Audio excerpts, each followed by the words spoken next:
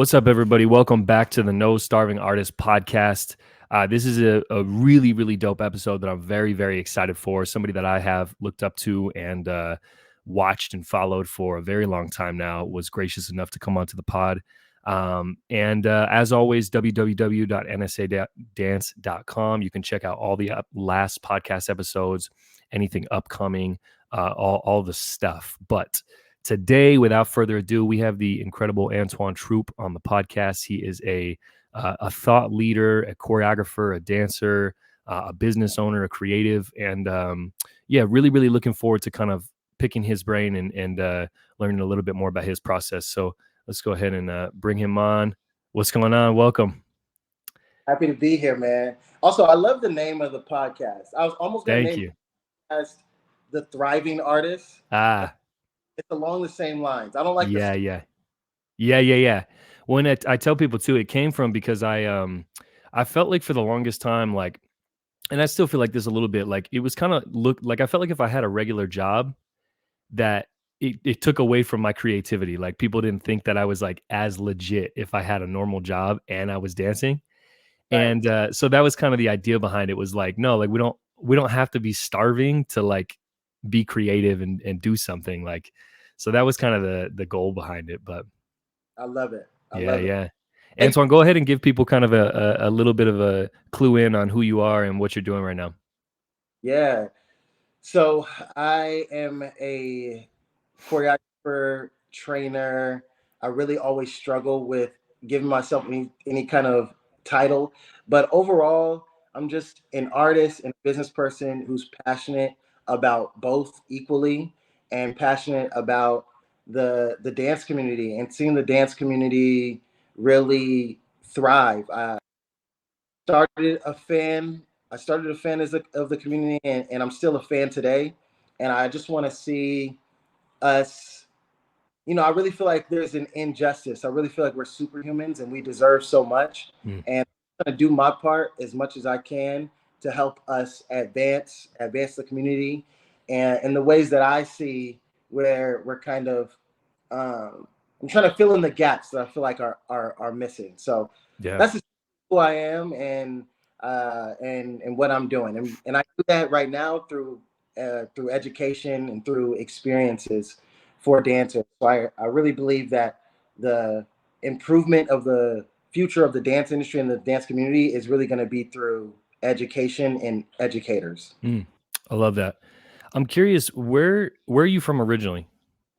I'm from the Bay Area. I'm from a Okay. city called California, so Okay. northern.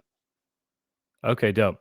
And so give me a little bit of rundown on when you came, I guess it's not, you didn't move to LA necessarily because you're already kind of in the space, but when you decided to make that jump into like, what we refer to as the dance industry, what was that process like? What was that decision like? Was that something you knew you always wanted to do?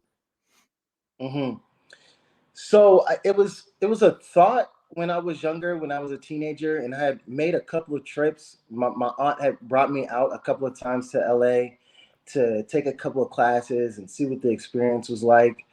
Um, but I kind of also wanted to make it from the Bay Area. I wanted Mm, to be able to take the information that I was getting from LA, what I was learning there, what I was seeing there, bring it back to the Bay and kind of uplift my community. And that was kind of the goal, but it didn't really pan out like that. I think I was a, a little bit naive, at least, especially in that time. yeah. I feel like that's more feasible now with social media, and actually, I'm seeing it. I know people who are back home who are doing really really well and still working in the industry and doing everything like that, like a Greg Chapkus, Yep. who Yep. so much in the industry. But yeah, at the time, I felt like I wanted to make it from there and make it with my people and my crew, and that kind of like fell apart, and a lot of things kind of fell apart for me back in the Bay at home, and I was going through a lot one year, and I'd hit a ceiling, hit a wall with where I was from, and I knew that I wanted more with dance. I wanted to do more, and I knew it wasn't going to be able to happen where I was. Mm, So in 2012, I I made the decision, okay, it's not happening from here. I gotta get out to LA. And it was a scary decision, Yeah. but a year to develop myself, to promote myself, and to save money to be able to make that transition. Yeah. And spent that year studying successful people, uh, going on YouTube, looking up interviews. Mm-hmm. What do they say? What are their habits? What are their daily habits like? What do they study? What is the difference between them and someone else who is maybe equally as talented but doesn't make it? What's the Right. difference? I understand that. LA was such a scary idea for me. And I was like, I need to understand how this works to Mm. make myself more comfortable with this move. And then I also, before I really understood what marketing was, before I even knew that term, I had the idea of like, I need to make sure people know my name and see my face as often as possible. I need to make connections so that when I get out there, I kind of already know people a little bit, and it's going Mm. to help me a little bit easier. So at the same time, I was creating a lot of videos, posting freestyle videos, posting videos of me teaching of my choreography. I was just creating a lot. This is early YouTube days, Yep. and I would send those videos to everybody. I would send it to everybody that I looked up to, and I would ask them just for advice, like, how can I Yeah. get? What do you think of this? What should I change? And that and not everybody will respond, but some will respond and would give me feedback and say, hey, you should do this. This is what it takes to make it out here, blah, blah, blah, blah. And I would take in that information and I just would apply it. And then Mm. I would back. And every time they saw me, I would make sure I was different and make sure that I made those changes that they recommended. Yeah. Um, so yeah, and then as I was studying successful people, my mind just started to change. I started to understand, what it really takes to be successful outside of talent, and that opened me up to the world of personal development. That got me like really reading for the first time without being told to read. I actually had never really read a book all the way through. Yeah. Yeah. Yeah. I was 24. Damn. um and but then since then I love reading. Yeah. I love reading something that I feel like I can act on, like I can read about it and go act on it and apply it and Mm. change through this book. Yeah. And Yeah. really, really changed my life a great deal, probably more than any class ever has. Mm.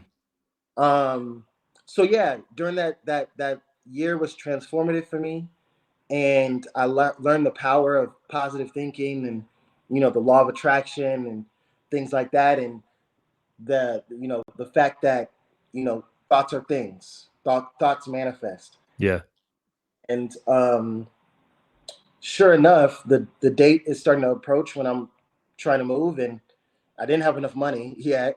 I didn't know where I was gonna live, um, any of that. But I ended up booking a tour. Well, I can't just say I just booked a tour. So, one of the people that I was sending my videos to, at this point it's on Facebook, Mhm. was Lonnie Marks, Okay.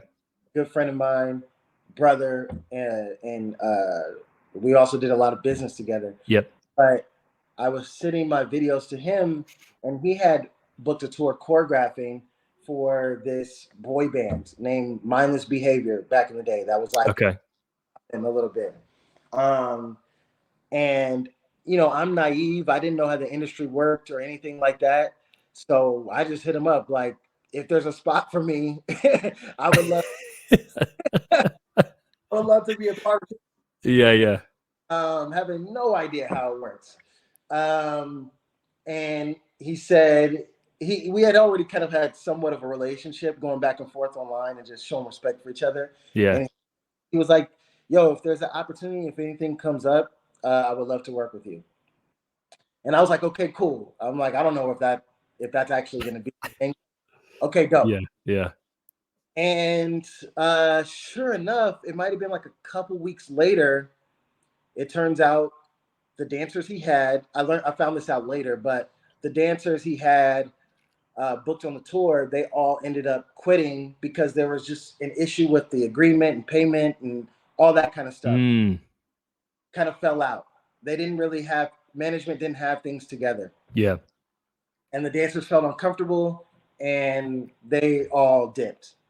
And so he had to hire 4 new dancers, Mm. and he hit me up, asked me if I was down, and could I get to LA? And I was like, "Yep, I'll be there." And I just figured it out. I hit up people Yeah. that I connected with, and that I had either saw through classes or through posting my videos. I reached out to my boy. His name is Anthony. Mhm. Anthony, and asked him could I stay with him, and I would contribute. I would help pay rent, whatever. And yeah, and he let me stay there for the 2 weeks before we prep for tour. While we prep for tour, and yeah, and from me doing that tour, I was able to save up money and also find my first roommate to help me transition into moving to LA. Mm. So I ended up staying with one of the dancers from moving in and sharing like this little studio. Me and him were Yeah. sharing on like air mattresses. It was one of those Yeah. situations. Yeah. So that's how it ended up happening for me. Jeez. It's a crazy uh string of events for sure. I'm curious when so my intro to you was class videos, kind of like you mentioned, the infamous red wall videos. Yeah. And how soon after your jump to LA did you start teaching there? Did you start posting those videos? Was it pretty like instantly, or was that something that you developed over time? No, it gave me like again, I from that first decision of moving to LA, Yeah. and I'm gonna take a year to get it together. Hmm. And then I took that same concept when I moved to LA. I was like, I'm gonna give myself a year Gotcha. to figure out LA and figure out how this works. Yeah. Realized that like thinking in longer spans of time kind of made me feel more at peace, Right. Right. and like I can take my time and process things. Yeah. And I really Did you know it was gonna get to that point? Like, because I mean, those videos are huge, like, and they were huge at the time. Did you kind of feel that that was the way things were moving, or was it just like, let me just try this because it's happening and see what happens? back then it was that's a great question actually. I haven't even thought about that. I haven't thought about that in a long time. Like, did I know? Um, Because was there any sort of like, I guess a backup question is like, was there any sort of like strategy to the videos, or was it all just like, this is what's happening, let's record it and put it out? yeah, it was more so I wasn't thinking about it blowing up to like the general public, Yeah. Yeah.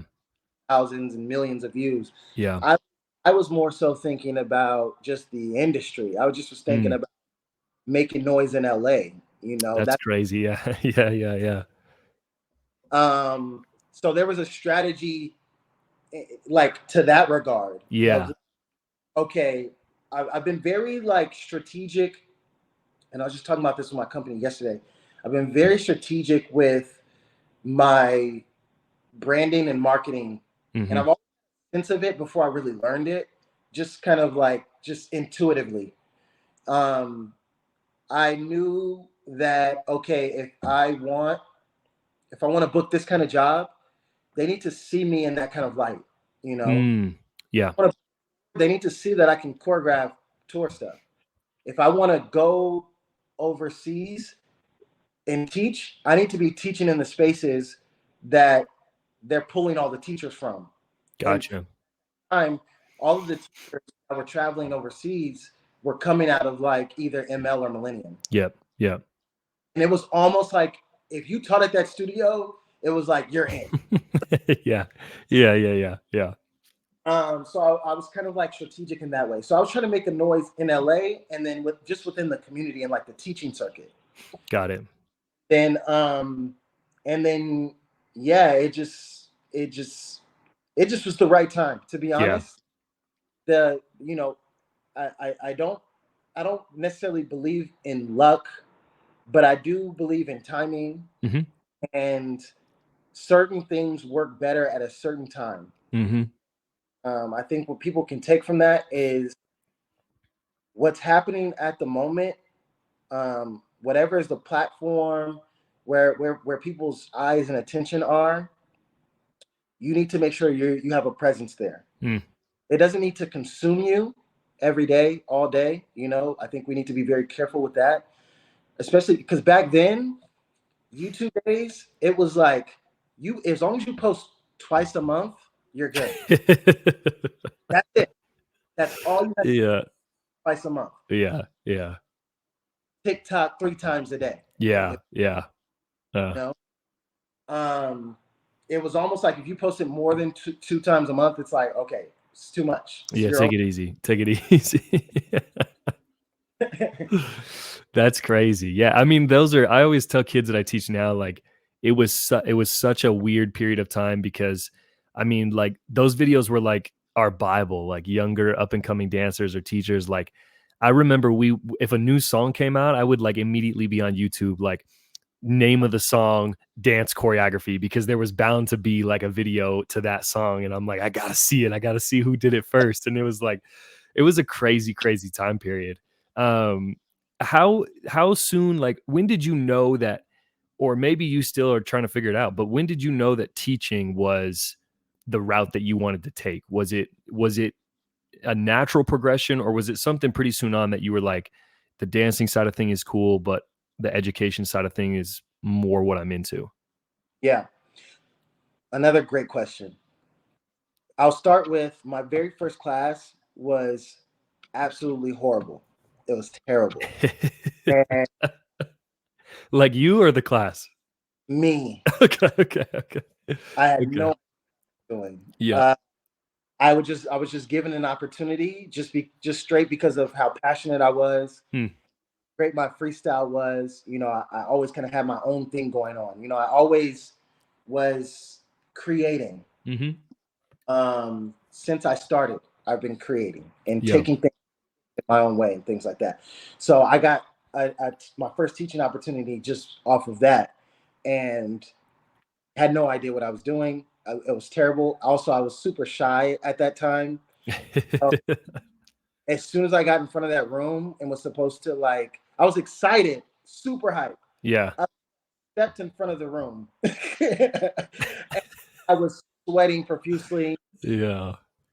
Clearly, I couldn't talk my way through the combo. It was horrible. So Yeah. that's, but once I kept working on it. I kept working at it. Mm-hmm. And then once I went on tour, this was the exact moment that it happened. Once I went on tour, we ended up at one of our stops. We were in one of the dancers' hometown, and he set us up with a class, like classes at a studio to like make Okay. it or Yeah. Yeah. whatever. That's all we were thinking is like, let's just have fun and make some extra money while on tour. That's Yep. what that mindset. And I'm teaching, and I still want to give a good class, and I still want to give critiques and give notes and whatnot. And there was like one dancer, I gave her a note, and she was like super young. I gave her a note, and she applied it right in that moment, and I saw her become a better dancer, Hmm. like then and there. Yeah. As soon as that happened, it was like this feeling that overtook me and stuck with me for the rest of the day. Like after my class was over, I just was like sitting off to the side, processing what had just happened while Yeah. my one of the other dancers was teaching. And I just was like, wow, like what I said had an impact on someone. It Hmm. made a difference for someone. And I kind of honestly had always, since I was young, I was always imagining myself speaking to people Hmm. and helping for whatever reason. And I didn't, and I grew up in church, and I thought like maybe it would be that. Maybe it would be like being a preacher or something. I didn't feel, Yeah. but that's the only thing I had seen that looked like what I was imagining in my head. Right. Right. And yeah, so I just at that moment I was just made that decision like that thing I've always been kind of like dreaming of and imagining, I can do that in this setting. I can Hmm. do that answer as a teacher. Uh, and yeah, it was from that moment on, I was like addicted to being able to do that and being able to do that at the highest level that I possibly could do it. Yeah, yeah. That's crazy. I love that it's like there's a moment. Mhm. I think that's a really, really cool thing that there's like a moment in time when it spurred. When did you I mean, and this is flashing forward a little bit, but you know, the first thing that I'm aware of, like on a grand scale, that you kind of rolled out was KM Academy. When, like, that's a huge venture, like that. And I remember when I saw it, I was like, damn, that's crazy. Like, you know, because I mean, you know, especially now, it's like a lot of people rent space or they have, or it's like collaborative projects where there's multiple things happening. And that was, at least from the outside looking in, that was your thing. You know what I mean? Like it was what, how did you ever get the courage or like like, how did you ever have the kind of will to do that? And was it something that you were confident with from the jump? Was it terrifying? Just kind of, I don't know, insight on, yeah, that beginning formation of KM and kind of that first intro to you having like a platform for education, so to speak, that wasn't tied to a studio. Yeah, yeah. So this is actually something I realized recently, really recently, is that, you know, my me being naive really benefited me a lot early in my, Mm, and I didn't grow up in that naivety comes from, I didn't grow up in a studio. I didn't grow up going to conventions. I didn't I didn't have any kind of context. I didn't know any rules. mm, I didn't have any kind of uh, uh, I don't want to say brainwash, but no one told me I couldn't do something. yeah, yeah. No, about any kind of limit. Mm, So I'm going off of like pure excitement and what do I want to do? That sounds cool. I'm gonna just go do that. yeah, That's yeah, yeah. all it was. You know what I mean? Um, so that has been what's guided me Mm, in my career. I think that's what really helped me a lot. I didn't have any restraints mentally, other than me, other than my shyness and things like that, and overcoming that. But as far as like how the industry works or how business works within dance, I didn't have any of that within my head, right? yeah. Um, so I just was like, go, just go Mm, for it.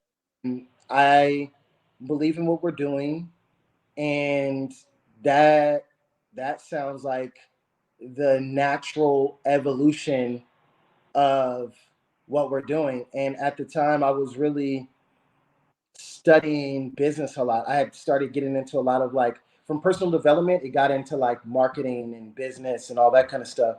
So I was reading a lot of marketing books, branding books, business books, leadership books, and I wanted to implement the things that I was reading about.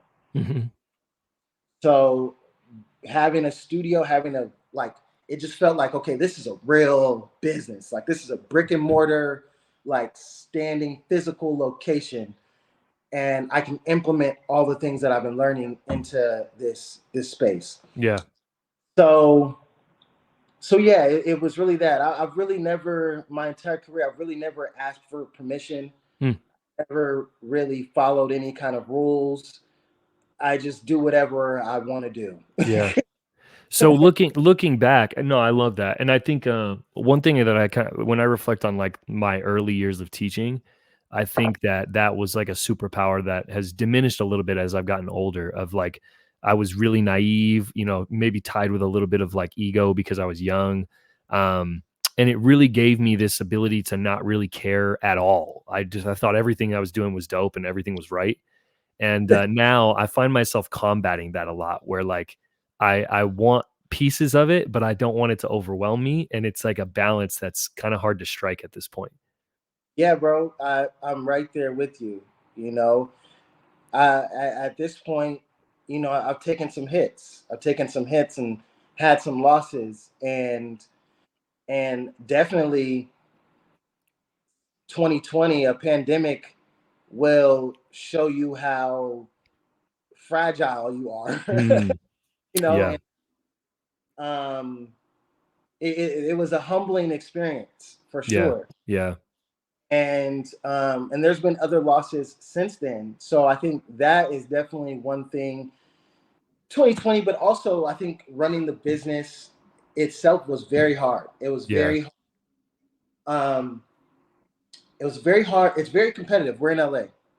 So it's very competitive. There's a lot of studios. So why should they come to your studio? What's special about you? mm, And once you have a brick and mortar, once you have a physical location, it's every day, yeah, not like the artist life. It's not like I'm not feeling it today kind of thing. I'm going to take a break today.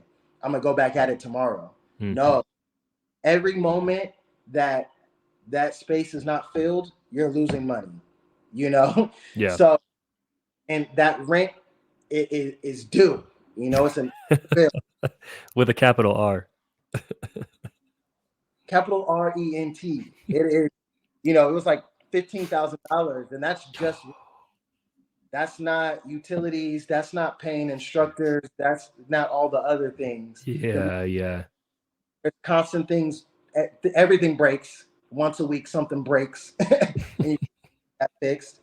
And then you're also, being an artist, and well, yeah, being an artist, you're very it's your work, it's your creative idea, and you're very sensitive to that. mm, So whenever someone comes in the space and doesn't have a good experience, it hurts. Everything feels like a stab. mm, Any little comment, the the line at the bathroom was too long. Oh, oh, that hurts.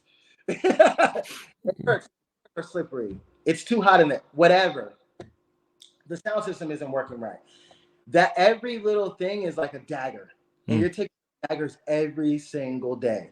You know, anybody who drops out of your program or doesn't want to come back to your studio, like it hurts, or has a negative feedback or review or comment on social media, like it's very taxing. So that within itself was also very sobering.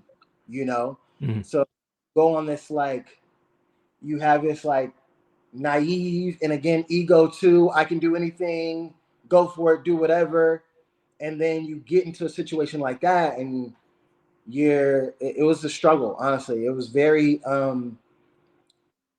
anxiety inducing for me. yeah, It was a time for me.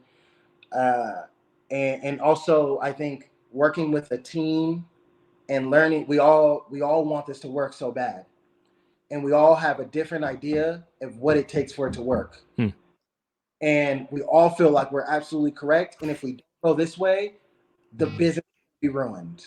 yeah, That's very hard, working with a team that feels that way, right? mm, And then you're also friends, and you don't want to offend each other, you don't want to hurt each other, so the business relationship is also hurting the personal relationship, yeah, and things get said that are not so nice, and whatnot, things you wish you could take back.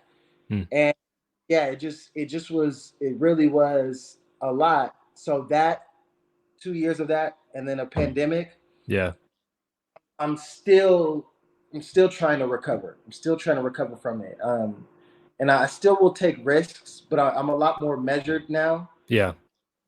um Yeah, and that's what I was gonna ask would you do anything different? Going back, is there anything different that you would do? yeah, I think the business model has to change a little bit. I think we also needed systems in place Mm, pre to us getting in the building that we just didn't think about. Um, so I would say, if you're going in with we kind of just went in with, like, we're lit, everybody loves it. It's gonna work. it's all vibes. Straight straight vibes, you know. Ugh. Can't run a business on vibes. You can't run a business on vibes. You got to have Yeah. a business plan. You got to have uh, uh, SOPs. Yeah. You know, you got to have yeah, systems in place Yeah. for how this is going to work. You got to have your numbers dialed in. Mm. Our numbers were purely fabricated. Again, the numbers were based on vibes. Like we feel like it's gonna do this much, you know. It no, Yeah. you you can't do it like that. Yeah. So we did get to a place to where we were figuring it out, but it's like you're jumping off a cliff and then building the plane on the way down. Mm-hmm. Yeah. Yeah. So I think it would be much easier to build the plane first and say let's go, you know. Yeah. Yeah. Yeah. Yeah. So So yeah, how do you go from like, because so now at this point, Troop Dance Company is the current venture. How do you yes, even muster up the like the will to essentially kind of do it again after going through what you went through? And did you feel, I mean, I guess a good question would be, did you build the plane this time before you jumped off the cliff? yeah. I would say I listen to a lot of podcasts, and like I said, I read a lot of books as well. And I, how I built this is one of my favorite podcasts, and Mm, it's uh, Guy Raz is the host, and he interviews CEOs, founders mhm, of, and they just talk about the story of everything that happened and how they got to where they are. And in those podcasts, I just have heard so many stories about, you know, we lost our business, we went into debt, we went through this, we went through that, you know. Uh, and those stories made me feel like, okay, if they can do it and they can get through it and they can build this really successful company, regardless of what has happened and what they've been through, and no one believed and blah, blah, blah, blah, blah, then I can do it, you mm, know. And on top of that, it's this is just it's who I am. I kind of almost don't have a choice, you know. If I'm not doing this, if I'm not building something, and I'm not educating, mm, I don't feel out of my body. I feel out of my flow, mm. you know.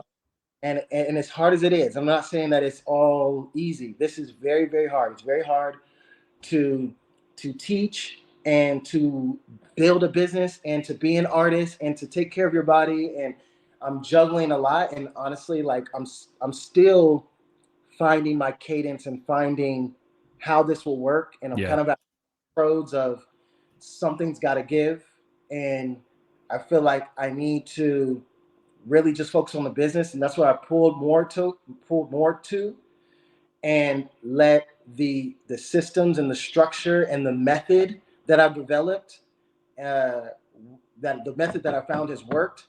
Now filling in people that can represent me Mm, and different parts of me within that method. I need to get to that point, but we're still at a point to where we're building, and financially it doesn't make sense yet to totally for me to totally step away from it. yep. So it's trying to navigate that and figure out what that is. So it's still very, very, very hard. Yeah. And, but at the same time,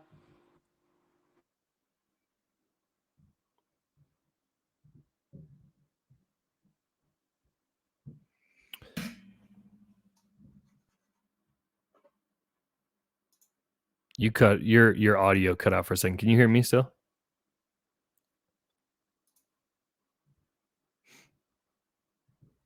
No, it's still gone. Let me see. No. You want to hop out and hop back in real quick?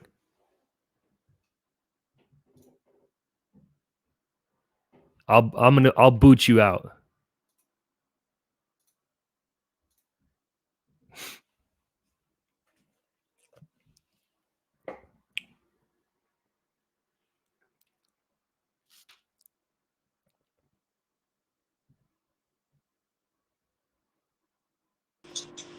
All right, we're back. Okay, okay. That was weird. It was everything was going super good, and then that. Okay, so yeah, so still in the struggle right now. Yeah, absolutely. Yeah. Like 100%. Still trying to figure it out and find the balance. But yeah, like I was saying that, I had a rough day yesterday, honestly. And, I'm frustrated and I go through my feelings at the end Hmm. of the but then I wake up the next morning and I'm like, I still want to keep going. Yeah. I Yeah. still want to figure it out. And I know I can figure it out. Um, it's just going to require a lot of me. So I allow myself to feel what I need to feel and be frustrated. But then, okay, like what is the solution? Because there is a solution, you know. So yeah, that's where I'm out with it. And it took a lot, but to muster up that energy to do it again, and especially after going through a pandemic and starting this pretty much. I started my company in 2021, Yeah. so still in it for sure. So it, it took a lot, but I don't know, man. I have this vision, and I'm dedicated and committed to the vision. It's kind of Yeah. like who I am. If I have an idea and I see something, I gotta go make it happen. Yeah. Yeah. I love that. What are you reading right now? What's the book of the week? Honestly, right now I put a pause on personal development books, and I'm just Mm. reading my Bible. I'm a Mm. big believer in God and Christ, and yeah, so that's all I've been reading since the new year. Yeah. Yeah. Yeah. Okay. Okay. Um. Yeah. That's. I mean, it is. It's building a business, and I think I have a lot of people who listen that are studio owners, and they're in maybe different spaces, but it's the same struggles. It's the same, like, it's just balancing all the time. So, and a big portion of the podcast, and like what I like to talk about with guests, is that sort of that struggle, and that that monetary side of this industry that we don't really, it doesn't get talked about a lot. I think people shy away from those conversations. So how have you found, as an artist, as an individual, like, how do you manage the ups and downs? Is it, I mean, we hear about a lot, like multiple streams of income, or you know whatever it may be. Is there a tactic or something that you've found to, like you're still here? There's a lot of people that are not here that were, like, that came up around the same time, or that have been doing it as long or longer, and they're not here anymore. Yeah, So, how do you kind of manage that? yeah, you have to constantly evolve. It's Mm, just kind of the name of the game. You have to keep people's attention. They have to see that you're reinventing, innovating, bringing new ideas and energy to whatever business, whatever thing you have created. That's what it really takes. So that's what it's been for me, and just learning from all the failures and asking a lot of questions and doing surveys with dancers, having one-on-one conversations with dancers that are in my programs, and saying, what do you like, what do you not like, what could be mm, better, and and then making those corrections. And then some of it they can't tell me. Some of it they don't know what they actually need, or and what they actually want. So it's just kind of reading the room and just paying attention. You got to be really observant and pull out, like, okay, I have a sense that this is needed right now. mm. Now I need to implement this to shake things up. Like, that's the inspiration behind my event, Super Camp. Yeah, I'm glad you're, like, segueing into this, because I mean, you're talking a lot about innovation, and how you're kind of, you have a vision, and, like, I think Super Camp is, like, the raddest vision of all time. Like, it's such a dope concept. So yeah, I mean, get into what is Super Camp, and why is that kind of the next growth phase that you see for the brand and for the business? Yes, one of the things. So, like you mentioned, it's going to be multiple streams of revenue for sure. So there's the company. I need to also get into products and then events. So it'll be those three things. So the next phase is events. Um, and I've done super camp before here in LA, Mm-hmm. but literally the next year, LA was crowded with events. I originally started it because we don't really have. I've been to a lot of big camps and overseas and whatnot, and we've never really had one in the States No. like that, like a Fair Play, like a urban dance camp or whatever. So I wanted that was kind of the idea behind it.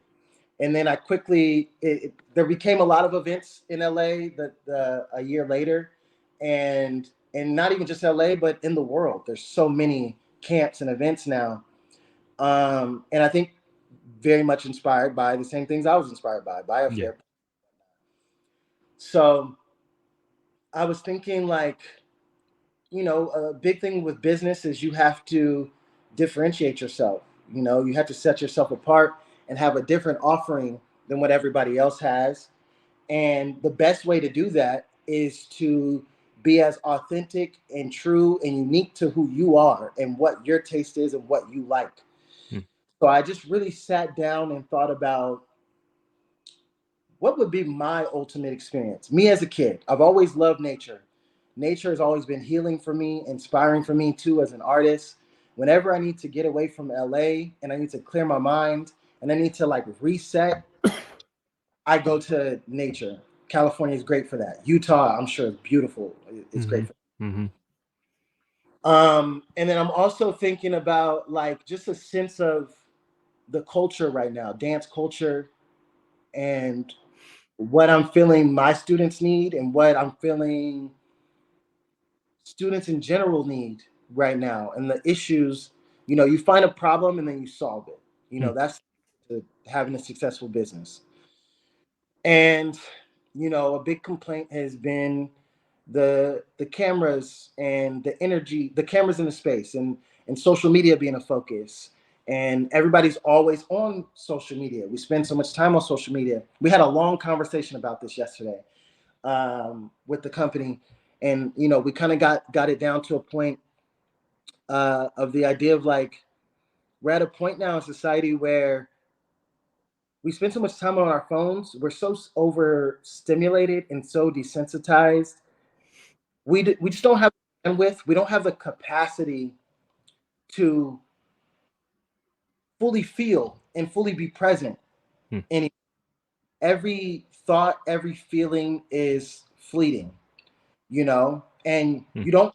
We literally just don't have the energy to feel too much about anything. Especially you're scrolling, you see something terrifying, then you see a funny meme, and then you see something sad, and then you see something funny again, and you're going through all these emotions, and you can't feel anything too deeply. You won't make Mm-hmm. it, you know. And so we're so desensitized, Mm. and we need to increase our capacity to feel. We need to increase our capacity to be present and to connect. Mm.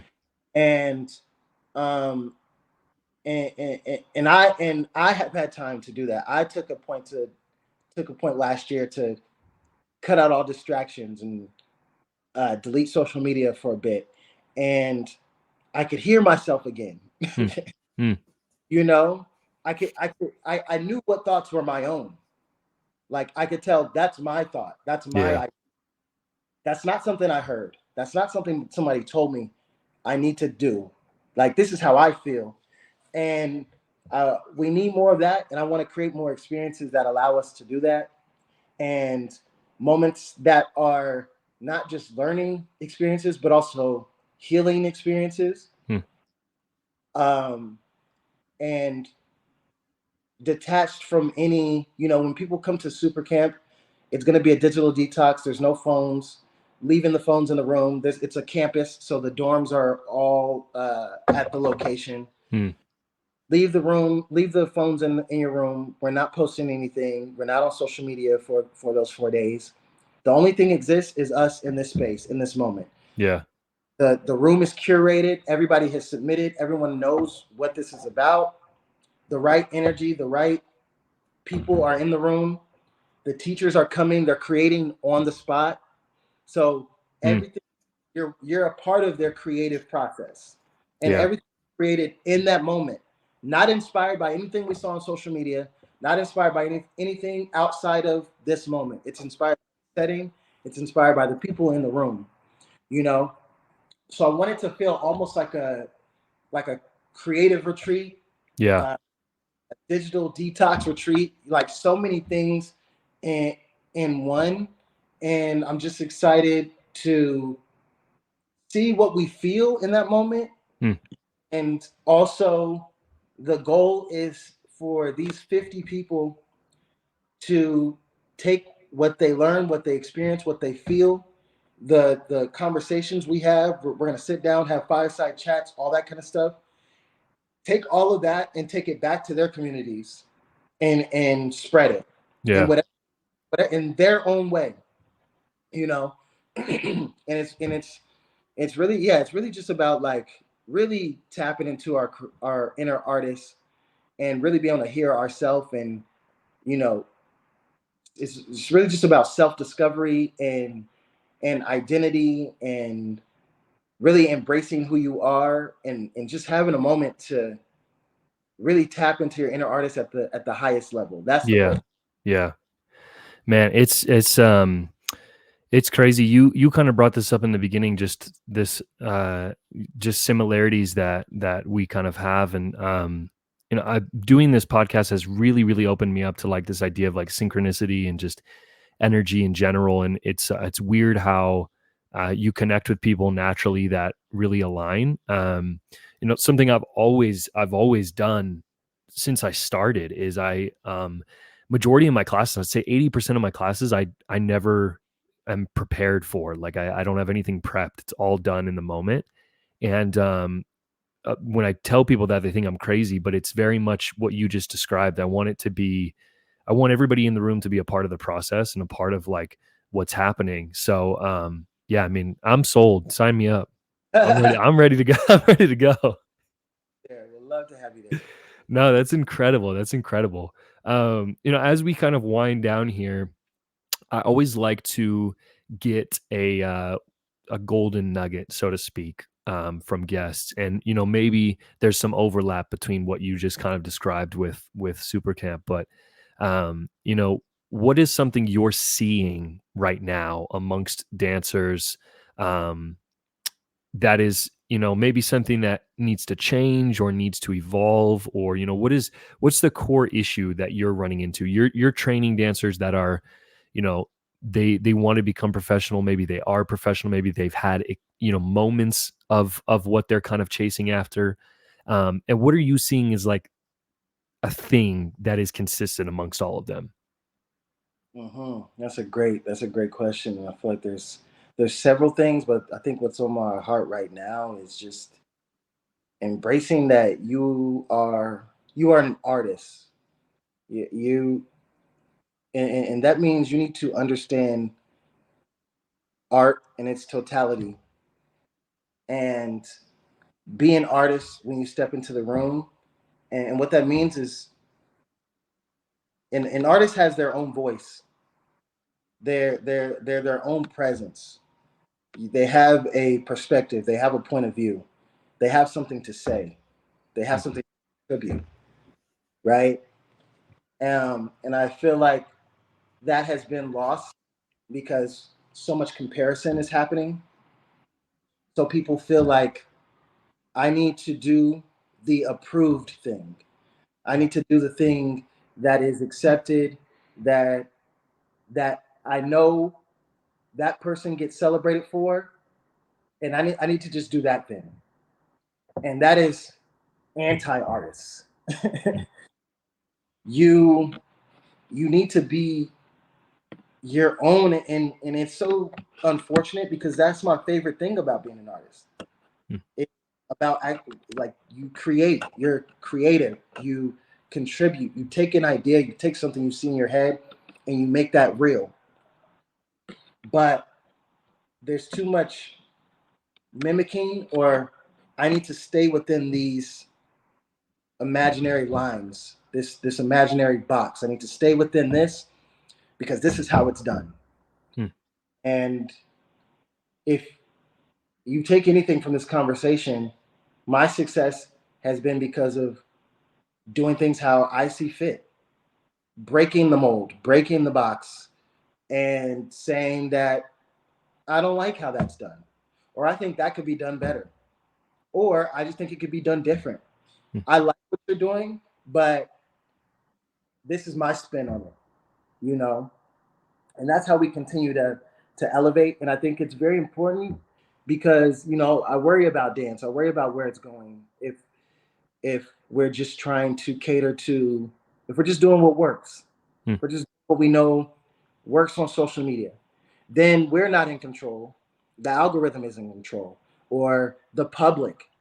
You know, we used to, like I said, like I mentioned in the beginning, I used to create for the dance community. Like Mm. that's all was my focus, is like my peers, the people I look up to, the people I respect, my community. I want them to love it. Mm. I want them to talk about it. And and I think there is something to understanding what the general public likes, and and I think it's too high of a priority for us now. Yeah. We prioritize general public first, and then dance community, and then me. Mm. It needs to be flipped. It needs to be, what do I like? Yeah. I need to be a fan of me Yeah. first. I need to be a fan of what I'm creating first. I need to be a fan of how I'm dancing this, how I'm choreographing this Mm. first. And then from there, okay, what can I do? What's going to shake up the dance community? Like when I used to choreograph and do those class videos, I used to think of like, what song either do they not expect me to choreograph to? Would Mm. they be excited to see me choreograph to? How do I get people talking? Or what kind of movement, what kind of groove, what's going to be memorable for people Yeah. in the community? What's going to be something that I add to the conversation to now that's the new move people are adding to their combo. Mm. And I see people. I used to be I used to be hyped that people would take my thing that I made. I'm like, yes, that was my intention. Yeah. It's the spread. I want to be the trendsetter. That's what an artist is supposed to be. Mm. You're the trendsetter. But now we're allowing regular people to set the trends, and then we're Mm. trends. How did that happen? We stopped being. Hey. We started being just trend followers, you know, and I think we got to get back to ourselves. You know, I think we've lost our identity and lost our power as artists and creators. So I would just say that. I would say like embrace being an artist, and be a fan of you first, and then everything and everyone else will come along with you. Man, that's yeah. Yeah. That's crazy. And I love the way you worded that last little bit too. It really is true. Like the script has flipped a little bit, and I don't think it's for the best. And this is again just sort of weird synchronicity things. I was literally, prior to this, was watching a video, people debating that Rick Rubin comment that he made recently in his recent book, that was kind of the same vein of like, don't he doesn't create for the audience, but he creates for himself. And it's kind of made this stir in the music community of like people agreeing, disagreeing, and like so now hearing you break it down in that sense as well, it's like, yeah, it makes so much sense that when we position the audience first, we lose a lot of that innovation because we're not ahead of it anymore. Yeah, and then you're creating for what the audience used to want, Mm. what they wanted in the past. Yeah. So then we stay in the past. Mm. You get what I mean? Yeah. Like hip hop wasn't created, hip hop itself wasn't created because, oh, this is what everybody's gonna like. You know what I mean? Mm. This is what people have always liked. Yeah. So this, you get what I'm saying? Yeah. It was created because it was needed, it was necessary, it's what they felt, Yeah. right? And then people caught on, and now it's one of the biggest genres. Yeah. But like, if we're only creating just based off of what the audience wants, then there's no innovation. There's Yeah. no change. there's no change that happens. You know what I mean? Yeah. Now we become the followers, you know, and artists are supposed to be the leaders. Yeah. Yeah.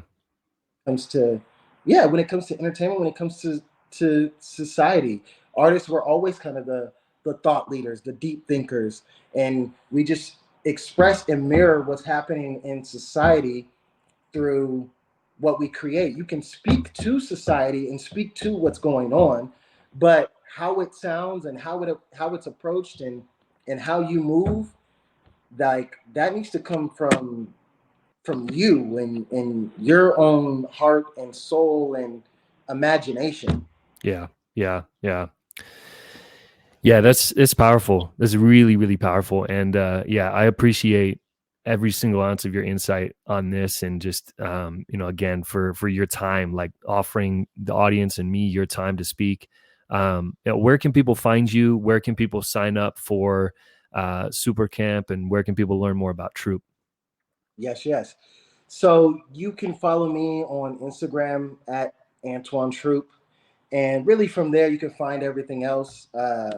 But my company is at troopdance.co, and then Supercamp is at supercamp.dance.